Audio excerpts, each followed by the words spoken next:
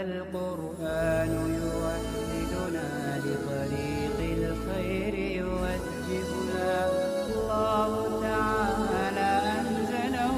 ورسول الله بسم الله الرحمن الرحيم. ومن حكمه اشتراط نية التعيين، أي من حكم هذا القسم الذي هو ظرف اشتراط نية التعيين بأن يقول نويت أن أصلي ظهر اليوم، ولا يصح بمطلق النية، لأنه لما كان الوقت ظرفا صالحا للوقتي وغيره من النوافل والقضاء يجب أن يعين النية، ولا يسقط لضيق الوقت، أي إذا ضاق الوقت عن التوسعة بسبب تقصيره إلى آخر الوقت أو بسبب نومه أو نسيانه، لا يسقط التعيين عن ذمته، لأنه إنما جاء الضيق بسبب العارض، وفي الأصل كان سعة. کہنے کہ ومن حکمہ اشتراط نیت التعین، اور اس قسم کا حکم متعین کرنے کی نیت کا شرط ہونا ہے. ای من حکم هذا القسم الذي هو ظرف اشتراط نیت التعین بأن يقول نويت أن أصلي ظهر اليوم ولا يصح بمطلق النیت. یعنی اس قسم کا حکم کہ وہ ظرف ہے، تعین کی نیت کا شرط ہونا ہے، بین طور پر کہ کہے کہ میں نے آج کی ظہر پڑھنے کی نیت کی ہے، اور مطلق نیت سے ظہر کی نماز صحیح نہیں ہوگی.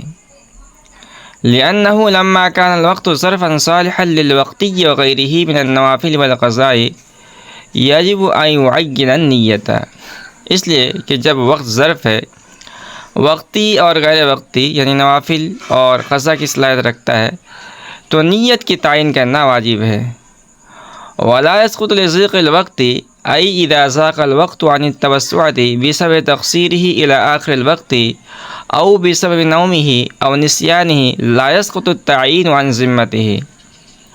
اور تنگی وقت کی وجہ سے تعین ساقط نہیں ہوتی ہے. یعنی جب نماز کے آخری وقت تک کوتاہی کرنے کی وجہ سے یا نیند یا نسیان کی وجہ سے وقت تنگ ہو جائے تو اس کے ذمے سے تعین ساقط نہیں ہوگی. لأنه إنما جاء الضيق بسبب العارض وفي الأصل كان سعة. اس لیے کہ تنگی عارض کی وجہ سے آئی ہے، حالانکہ اصل میں وسعت تھی. یعنی کہ ومن حکمہ اشتراط نیت التعین، اور اس قسم کا حکم متعین کرنے کی نیت کا شرط ہونا ہے. دیکھیے، امر مطلق عن الوقت کی وہ قسم جس میں وقت ظرف، شرط اور سبب ہوتا ہے، اس عبارت میں مصنف نے اس کا حکم بیان فرمایا ہے کہ اس کا حکم یہ ہے کہ فرض وقت کی تعین کی نیت کرنا شرط ہے. مثال کے طور پر نیت کرتے ہوئے کہے کہ میں نے آج کی نماز ظہر کی نیت کی ہے،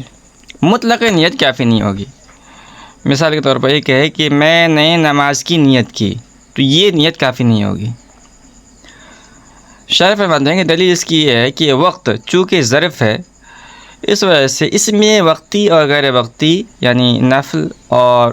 دیگر جو قضا نمازیں ہیں سب کے پڑھنے کی گنجائش ہے،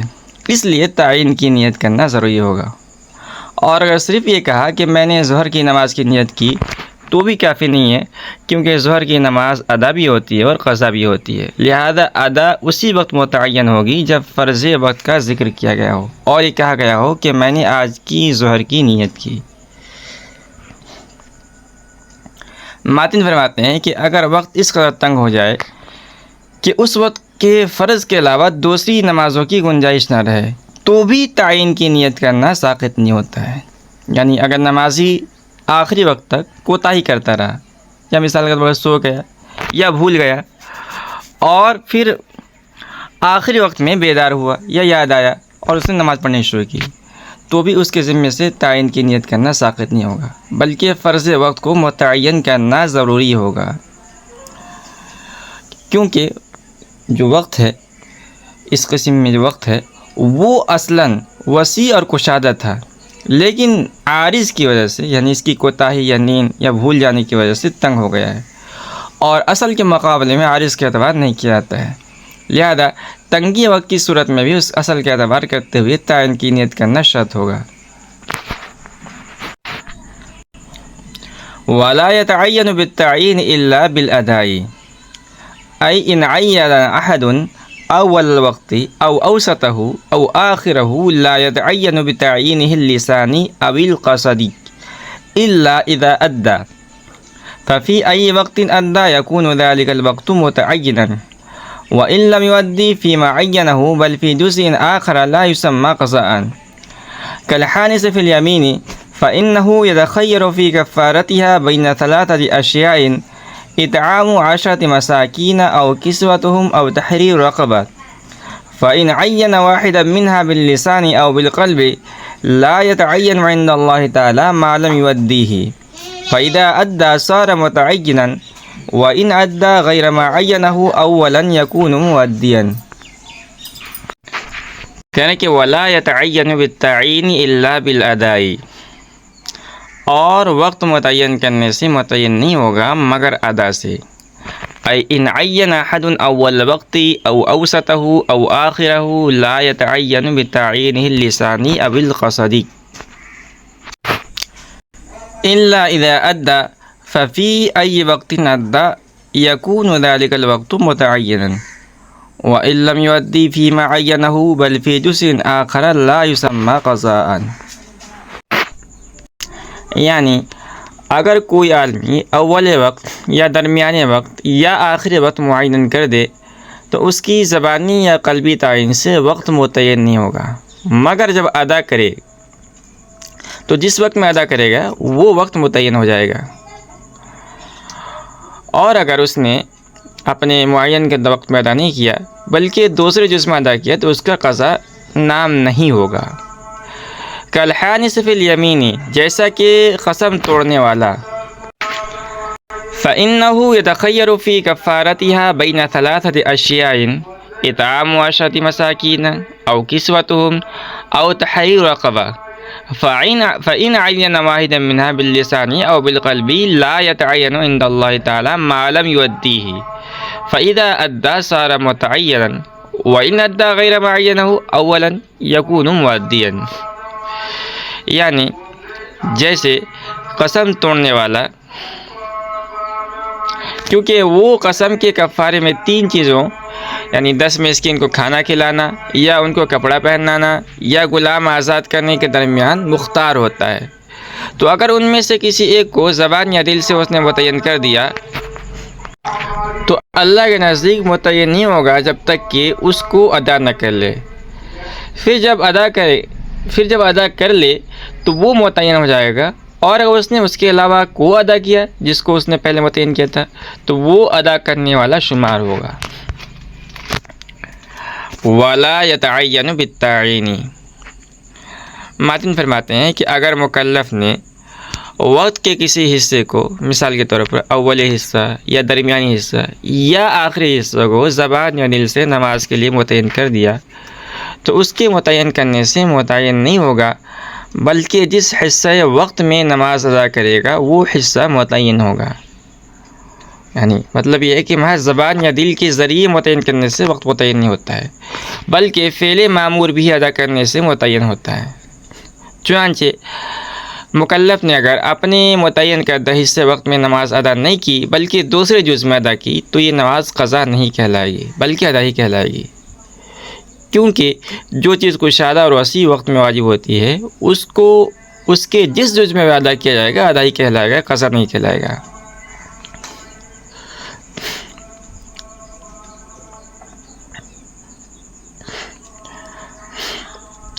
شارح فرماتے ہیں کہ اس کی مثال ایسی ہے جیسے کسی آدمی نے اپنے قسم کے خلاف عمل کیا، یعنی اپنے قسم کو توڑ دیا، تو اب اسے کفارہ دینا پڑے گا۔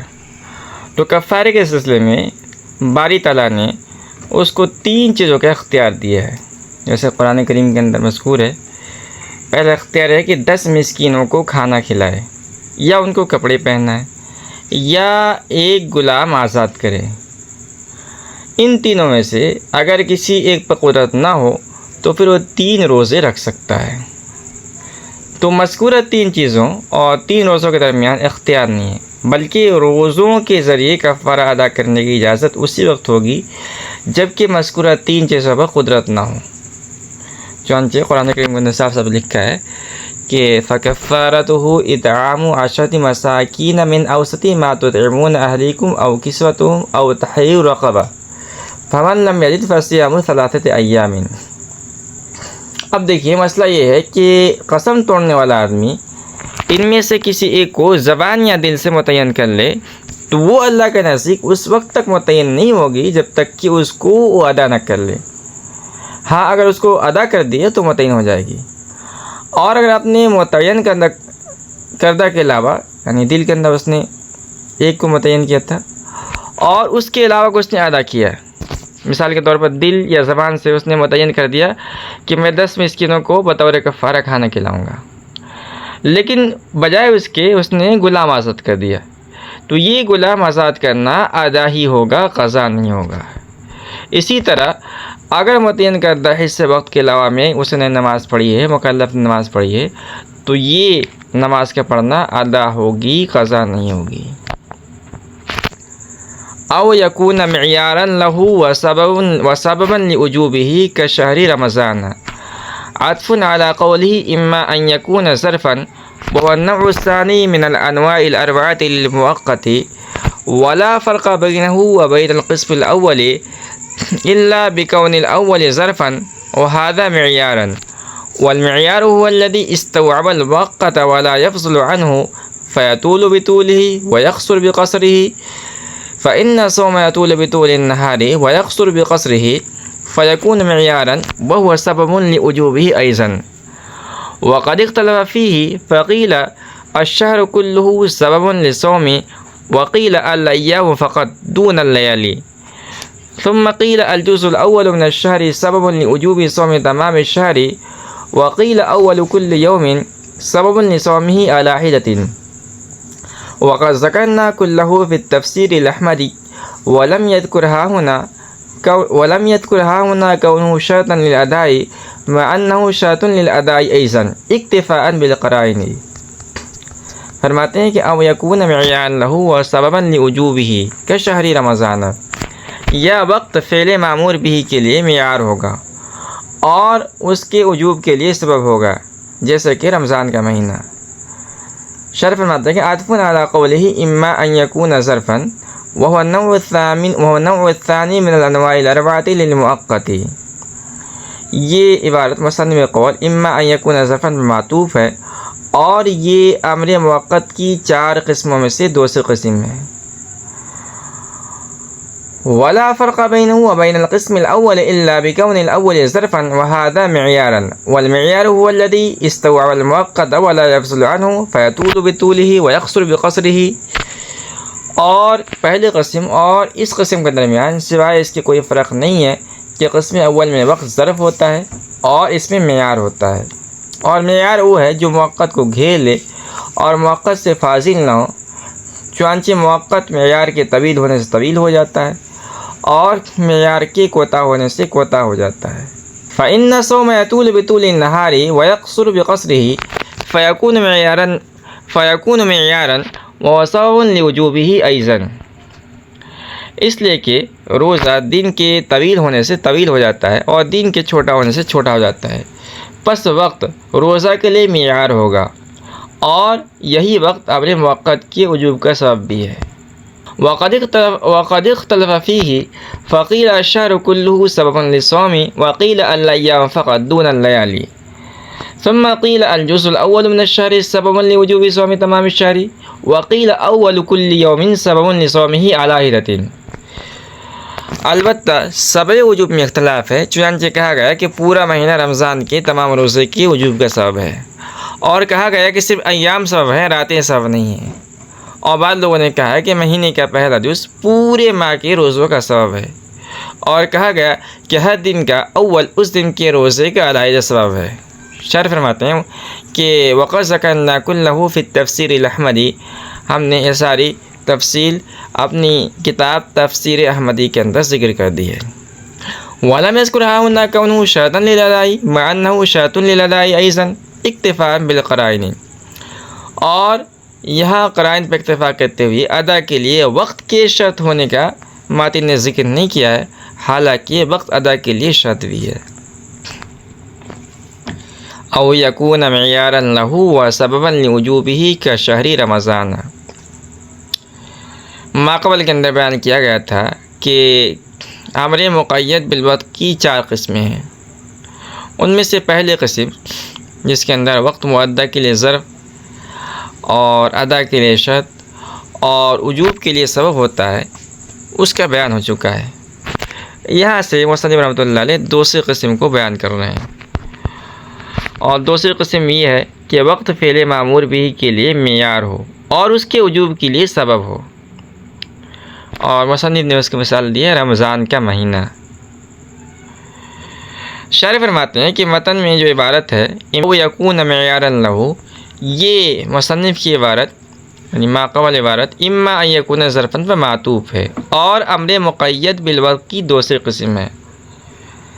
شارح فرماتے ہیں کہ پہلی قسم اور دوسری قسم کے درمیان صرف اتنا فرق ہے کہ وقت پہلی قسم میں ظرف ہے اور دوسری قسم میں معیار ہے، اور معیار وہ ہے جو موقت یعنی فعل معمور بھی مقید بالوقت کو گھیر لے، اور فعل معمور بھی کو ادا کرنے کے بعد معیار کا کوئی حصہ فاضل نہ رہے، بلکہ معیار کے بڑھنے سے فعل معمور بھی بڑھ جائے اور معیار کے گھٹنے سے فعل معمور بھی گھٹ جائے۔ اور اس کی مثال یہ ہے کہ روزہ گرمی کے زمانے میں دن کے بڑھنے سے بڑھ جاتا ہے، اور سردی کے زمانے میں دن کی چھوٹا ہونے سے چھوٹا ہو جاتا ہے۔ تو وقت روزے کے لیے معیار ہے، اور یہی وقت روزے کے واجب ہونے کا سبب بھی ہے، کیونکہ روزہ شہر رمضان کی طرف مضاف ہوتا ہے، چنانچہ عربی زبان میں کہا جاتا ہے صوم رمضان، اور باری تعالیٰ نے بھی قرآن کریم کے اندر رمضان کی طرف نسبت کی ہے، فمن شہد منکم الشہر فلیصمہ، جو آدمی تم میں سے ماہ رمضان کو پالے اور رمضان کا روزہ رکھے۔ بہرحال روزہ رمضان کے مہینے کی طرف مضاف ہوتا ہے، اور اضافت سببیت کی دلیل ہے، لہذا ماہ رمضان یعنی وقت رمضان روزہ واجب ہونے کا سبب ہے، البتہ اسباب وجوب میں اختلاف ہے۔ چنانچہ بعض حضرات فرماتے ہیں کہ رمضان کا پورا مہینہ روزے کا سبب ہے، اور دلیل یہ ہے کہ روزہ رمضان کی طرف مضاف ہوتا ہے، اور اضافت سببیت کی دلیل ہے۔ اور بعض حضرات فرماتے ہیں کہ روزے کا سبب صرف دن ہے، رمضان کی راتیں روزہ واجب ہونے کا سبب نہیں ہے، اور ان حضرات کی دلیل یہ ہے کہ شے کا سبب اس شے کے ادا کرنے کا محل ہوتا ہے، اور روزہ ادا کرنے کا محل ایام ہوتے ہیں نہ کہ راتیں، لہذا جب روزہ ادا کرنے کا محل ایام ہے نہ کہ رمضان کی راتیں، تو ایام ہی روزہ واجب ہونے کا سبب ہوں گے، اور راتوں کو سبب ہونے میں کوئی دخل نہیں ہوگا۔ بعض دوسرے حضرات فرماتے ہیں کہ مہینے کا پہلا جز پورے ماہ کے روزوں کے وجوب کا سبب بنتا ہے، اور اس کی دلیل یہ ہے کہ اگر کوئی آدمی رمضان کی پہلی رات میں روزے کا اہل تھا اور پھر صبح صادق سے پہلے مجنون ہو گیا اور رمضان گزر جانے کے بعد ٹھیک ہو گیا، تو اس آدمی پر روزوں کی قضا لازم ہوتی ہے۔ تو قضا کا لازم ہونا اس بات کی دلیل ہے کہ اس پر رمضان کے روزے واجب تھے، اور رمضان کے روزے اسی وقت واجب ہو سکتے ہیں جبکہ رمضان کا جز اول وجوب صوم کا سبب ہو۔ بعض حضرات فرماتے ہیں کہ ہر دن کا اول حصہ اس دن کے روزے کا علیحدہ سبب ہوتا ہے، کیونکہ ہر دن کا روزہ مستقل عبادت ہے۔ یہی وجہ ہے کہ ایک روزے کے فاسد ہونے سے دوسرا روزہ فاسد نہیں ہوتا ہے۔ تو جب ہر روزہ مستقل عبادت ہے تو ہر روزے کا سبب بھی مستقل ہوگا، اس لیے کہ مستقل مسببات کے لیے مستقل اسباب ہونا ضروری ہے۔ اس طرح ثابت ہوگا کہ ہر دن کا اولی حصہ اس دن کے روزے کا سبب ہے۔ بعض حضرات فرماتے ہیں کہ ہر رات کا آخری حصہ اگلے دن کے روزے کا سبب ہوتا ہے، اور ان حضرات کی دلیل یہ ہے کہ سبب کا مسبب پر مقدم ہونا ضروری ہے۔ شرح فرماتے ہیں کہ ہم نے تفصیلی طور پر اس مسئلے کو اپنی کتاب تفسیر احمدی کے اندر ذکر کر دی ہے، اگر آپ مزید تفصیل چاہتے ہیں تو وہاں دلائل وغیرہ اور دلائل کے جو جوابات ہیں اس کو آپ دیکھ سکتے ہیں۔ یہ بات یہاں پوری ہوئی۔ وَلَمْ يَذْكُرْ هَاهُنَا كَوْنُهُ شَرْطًا، یہ دفع دخل مقدر ہے۔ ایک سوال ہوتا ہے کہ وقت جس طرح فعل معمول بھی کے لیے معیار اور اس کے وجوب کے لیے سبب ہوتا ہے، اسی طرح ادا کے لیے بھی شرط ہوتا ہے، لیکن مصنف رحمۃ اللہ علیہ نے اس کے شرط ہونے کا ذکر نہیں فرمایا ہے۔ اس کی کیا وجہ ہے؟ تو اس کا جواب دیا ہے شارح نے کہ قرائن پر اکتفا کرتے ہوئے مصنف رحمۃ اللہ علیہ نے اس کو ذکر نہیں کیا ہے، کیونکہ جو چیز وقت کے ساتھ موقت ہوتی ہے وقت اس کی ادا کے لیے یقیناً شرط ہوتا ہے، اور یہ بات سب کو معلوم ہے، اس لیے اس کو ذکر کرنے کی ضرورت ماتن نے محسوس نہیں کی۔ اس کے برخلاف سبب اور معیار کہ وقت کبھی سبب نہیں ہوتا ہے، جیسے نظر معین کا روزہ، اور وقت کبھی معیار نہیں ہوتا ہے، جیسے نماز کا وقت نماز کے لیے معیار نہیں ہے۔ تو چونکہ وقت کا سبب اور معیار ہونا ضروری نہیں ہے، اس لیے ان دونوں کو خاص طور پر ذکر کر دیا گیا۔